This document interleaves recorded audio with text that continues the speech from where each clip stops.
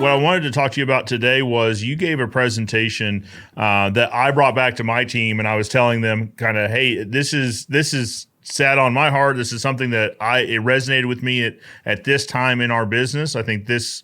I want to share with our team the message. I said, hey, that 2025 is our year for camping. And I kind of explained to them the first kind of stage of what that means, or the high level of what that means. But then I got to thinking about it. I was like, I might not be bringing the message back exactly correct, because I've slept in between hearing the message and bringing the message. So I might have lost a few things. So really the reason I asked you on is to clarify maybe a little bit for me, but then also bring the message to folks that weren't able to come to Tony's event, because I think it's a message that a lot of people need to hear. And I'll set it up a little bit in that a lot of times all we hear is growth, right? Push for growth, grow. And your message, at least what I heard in your message, what resonated with me was that maybe growth for the sake of growth isn't great. Maybe sometimes we need to pause and kind of regroup and see where we've come from and where we're going. That's that sort of message. Yeah, absolutely. Yeah, let me echo just a few things. So, going back to Covey for a second, somebody said, "Hey, how do we get all this information?" I said, "Well, start with the book. The books that will get you at least there, right?" And so, talking about the hour, right, that you and I had together, like you can't expect to have done it great, and you as a leader realize you need to probably circle back, follow up, and continue to hear the message, right? And so, I think too many people think that they've heard it once, they've got it perfected, or they heard it for an hour and then they don't dive into the research, right? And so that that's why I think why these presenters write books is so it gives you a roadmap. Same thing with Tony, right? Like if you hear Tony and like you said, you slept since then, you might have missed certain pieces, but if you pick up the book, he'll get you a lot closer without you, Joe, having to carry that weight. And then the last thing on that too is I know that our industry, any industry, is covered with a lot of events, and there are days that I wish that we could just have one or two, but there are also days that I think, gosh, if we only had one or two, what if you missed it? Things come up, whether it be travel conditions, or we've got some great people that couldn't come because they're expecting. And so Sure. while there are a lot of events, just try and make it to the ones that are most comfortable where you can literally lean in. But going to the campsite presentation, so we did a presentation on campsites, and some of y'all have heard me talk about it before, but knowing when to camp and knowing when to move on. And how I landed on campsites was campsites are not forever. Maybe 14 to 21 days before you either have to move locations, whether it just be in the park or go back and make some sort of additional payment or something like that. But you can't just go to a national park and stay there forever. Sure. And this is kind of build the framework. If you think about it, maybe we're just talking about a journey on a mountain, right?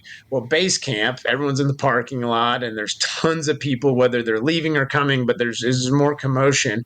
And maybe the first easier campsite, there's even more people because it's pretty easy to stay there for a while. And then the further you go, the less people there are, or the further you go, the more curious you get about going off on your own path and creating your own campsite. And to continue to kind of add to this framework, there's less information out there on what to do further you go because less people have traveled. But if you're in the business of selling books or connecting with people, you would think that you'd want to probably write books or write speeches that would resonate with base camp because you have a larger audience and make a potentially larger impact. And so when people feel very lost or confused or want to find info about let's just use $8 to $10 million, there's going to be a lot less info there. So you're going to have to be more intentional in where you look. I can almost tell you that the information you're going to get is probably through more of a relationship or a network that you have, because you can't just how to do a P&L. It's the same whether it be $0 or 30 or 40 million. I understand it'll get somewhat sophisticated, but you've probably read that book, right? But as you get further and further along, you have to start looking for rocks like trust. I mean, who would have ever thought, maybe $500,000 in revenue? Trust probably is important, but it's probably not as important as sales. I heard Cannon and Alex talking yesterday. Got to get the phone ring, got to get sales before anything else. Totally get that. but 8 to 10 or 20 million, all of a sudden sales are a subcategory of everything else. And so the whole idea of the campsites is you're going along and then you have rest points. And I saw it this morning. Um, some people are forced into rest. So, like fishermen, they go out and the storm hits and they come back and they mend their nets while they're resting. Or even with us with the snow we were talking about, we were forced into rest. Now that was a short break, but nonetheless, like we were forced into rest. And so before this show, we were talking about like, what do you do with rest? That's when you rebuild trust because you might have broke it. Like sometimes in a leadership style, you have to just dictate where we're going because you know that the team doesn't have the competency yet, or maybe you identified, hey, my vision wasn't clear enough. I just need to step in and make some clear decisions, but I'm going to rebuild trust. It's where you repack your bag. And so, like large scale, the Pacific Trail, my friend walked the Pacific Trail. Well, if you start in Mexico and end up in Canada and it takes 6 months, you're going to go through different weather patterns. And so you don't need snowshoes in Mexico, and it would be unrealistic to carry all of that. So you have to gain and shed certain things. And I mean, even if you think about a hike, if you grab something and you're done with it, you put it at the bottom of your pack. And and so you just repack your bag. But then also like the campsite, what really resonated with me is that's typically where the best fun conversations happen are around campfires. And talking Yeah. about Tony's event in Oklahoma the year before Branson, there was a lot of great conversations around the campfire.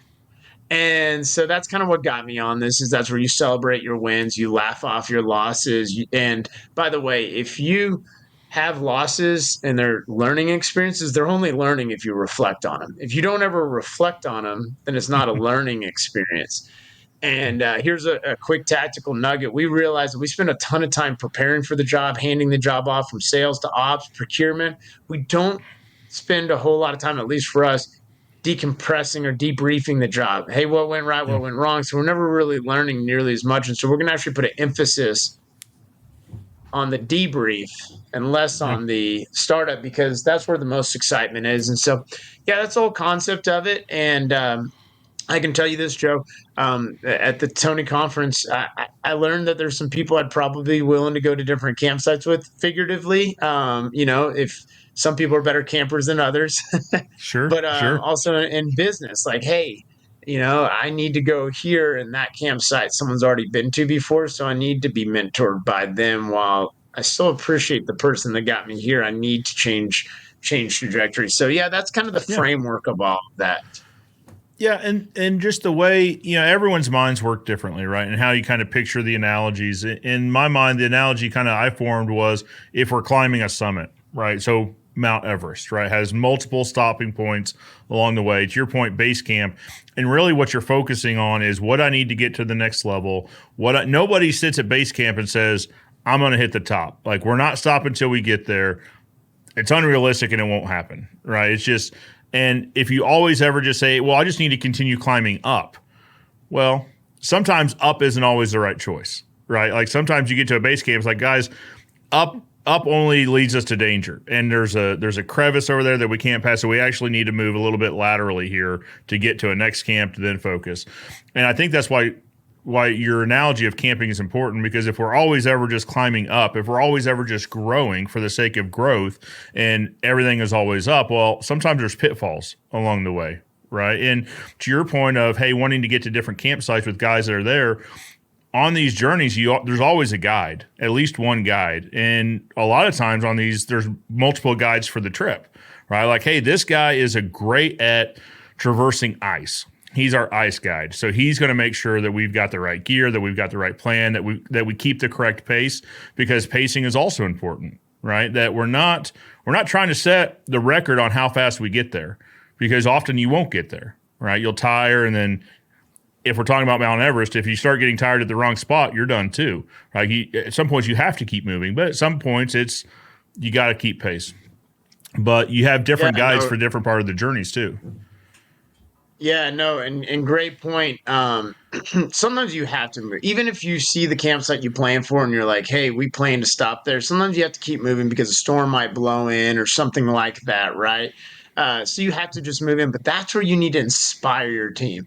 if you controlled and commanded them and said, hey, we're going to move forward because I said so, people will comply because they see the storm coming in, but they're not going to be nearly as inspired to carry their bag. Yeah.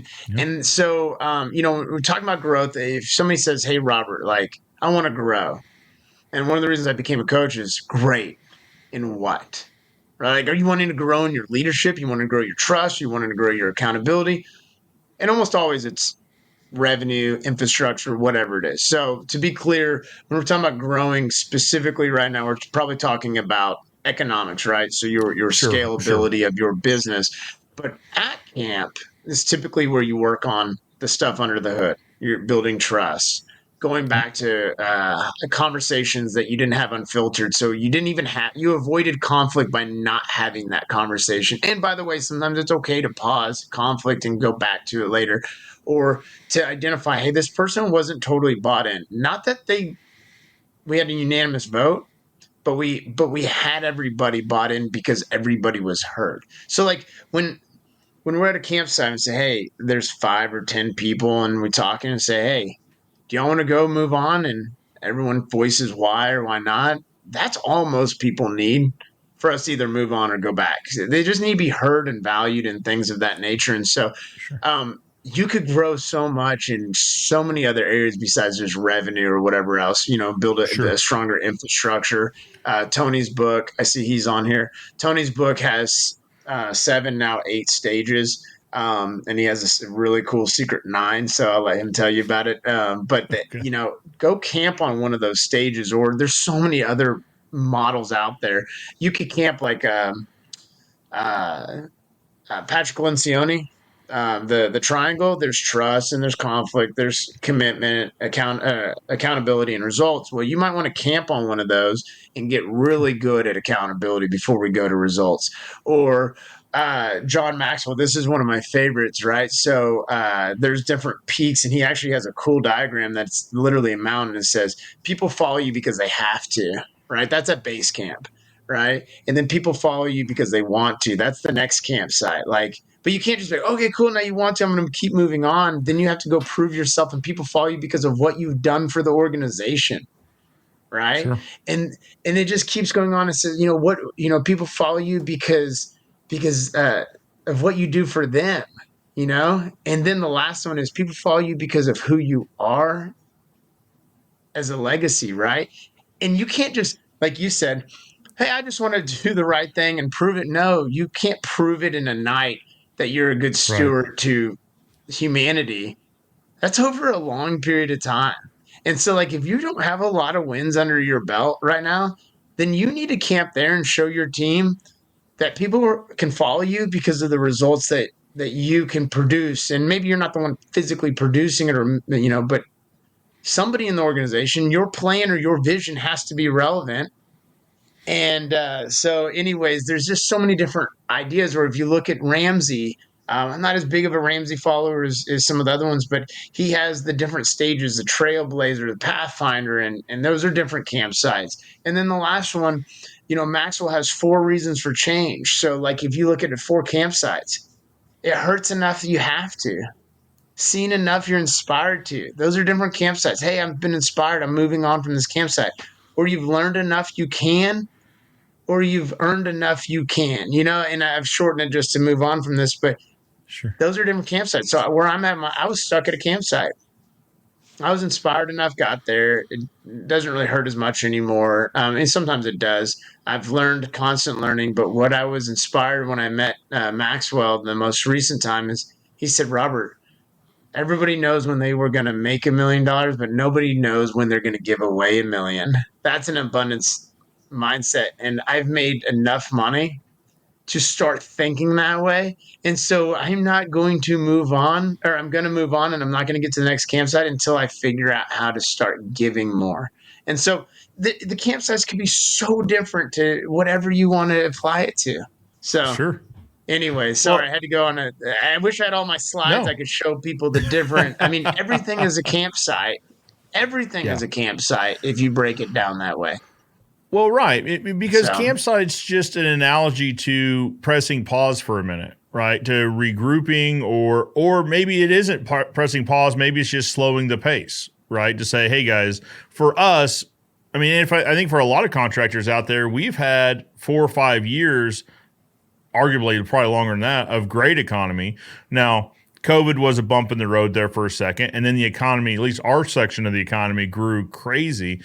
So the reason your talk resonated to me was I've kind of had this thought, is like, we've been growing now for a period of years. We ought to stop and kind of reevaluate, see what standard procedures we've broken, right? Or which ones haven't grown with us. Because there's several that I can think of to where we said, okay, that did apply before, it doesn't apply now. And so we're moving forward. And for right now, here's how we're going to do it. We ought to solidify that, right? There is I can't go touch that standard procedure to say, hey, here are the steps. I just say I've communicated them, but we haven't actually put them on paper. I think putting them on paper is important for a few reasons. One, it really makes you think about it, right? If I'm going to commit this to paper and I'm going to hand this to somebody, I had better make sure it's 100% right, or at least as close to 100% as we can get. If you're just communicating it, you're giving yourself wiggle room to say, okay, well, what I meant was, or what I should have said was, but when you put it on paper, it had better be right. It's there in black and white. For us, that's our base camp, right? And also, when we're growing, we've had tremendous growth top line, but our bottom line hasn't scaled with the top line, right? So we've gotten a little bit bloated somewhere between gross profit and net profit.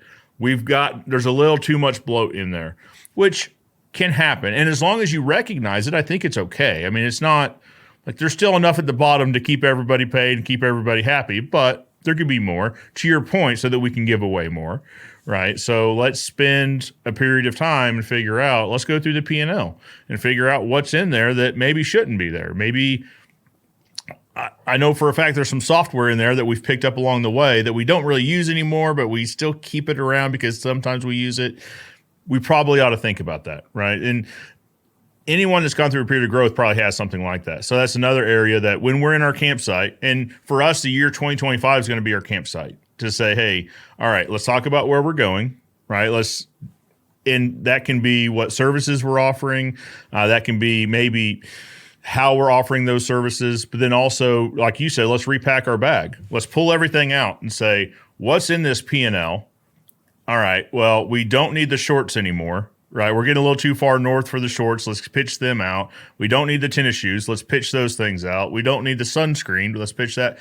But let's also pick up a couple extra things, right? So let's trade the shorts for pants. Let's trade the tennis shoes for boots, whatever the analogy. But then let's repack it, right? Let's make sure we're not carrying around a lot of extra weight here. And then get really focused on and probably find a guide to say, hey, I think we're going this way, but I bet we could find somebody that's been there before, to your point of, hey, they've been to that next campsite. Let's figure out how to get to that next one.